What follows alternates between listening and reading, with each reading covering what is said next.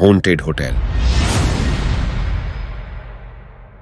ये कहानी एक राजू नाम के लड़के की है जो कि सरकारी नौकरी करना चाहता था, पर उसके घर की स्थिति ठीक ना होने के कारण उसे पैसे कमाने के लिए काम की भी तलाश थी। इस कारण वो एक ऐसी नौकरी के तलाश में था जहां उसे रात में काम करना पड़े और दिन में उसकी पढ़ाई भी हो जाए।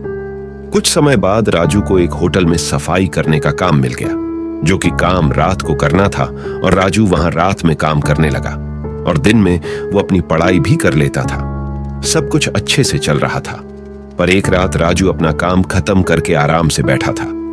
तभी वहां पे उसका एक सीनियर आया और उससे बोला, तुम यहां आराम से क्यों बैठे हो? इस पर राजू ने जवाब दिया, सर मैं अपने कमरों की सफाई कर चुका हूं, इसीलिए बैठा हूं। फिर उसके सीनियर ने कहा, नहीं, आज तुम्हें होटल के सबसे ऊपर की मंजिल पे 4 कमरे हैं, उनकी भी सफाई करनी है, जाओ वहां।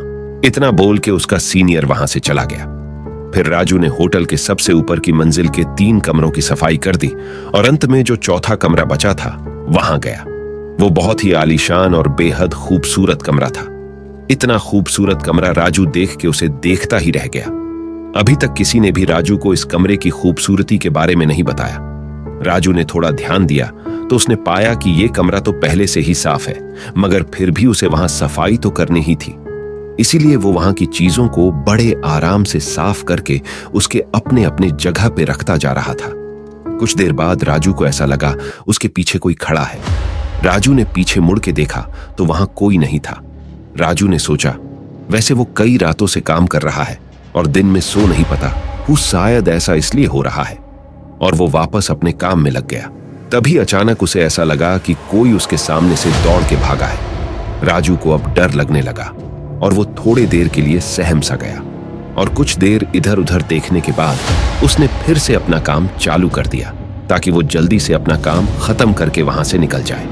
और जब वो वापस काम करने में लगा तभी मानो जैसे उसके कंधे पे किसी ने हाथ रख दिया हो।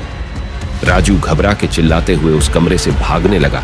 तभी राजू का गला किसी ने जोर से पकड़ लिया और वो भाग नहीं पा रहा था। इतने ही देर में राजू के सीनियर राजू की आवाज सुन के वहां पहुंच गए। उन्होंने से राजू से पूछा, क्यों चिल्ला रहे थे? राजू के गले में दबाव होने के कारण कुछ बोल नहीं पा रहा था। उसके सीनियर उसे कमरे से बाहर ले गए और उसे पानी पीने को दिया। तब राजू ने बताया, उसे इस कमरे में कुछ अजीब सा महसूस हुआ, जैसे कोई उसका गला दबा रहा हो। इतना सुनते ही उसका एक सीनियर उस पर चिल्लाया और बोला,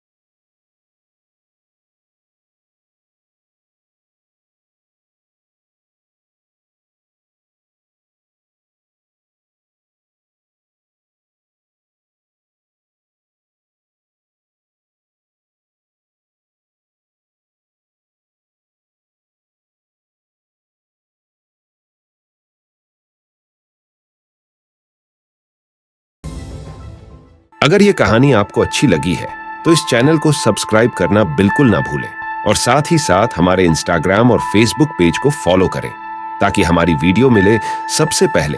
तो चलिए मिलते हैं जल्दी ही एक और नए वीडियो के साथ। तब तक के लिए अलविदा।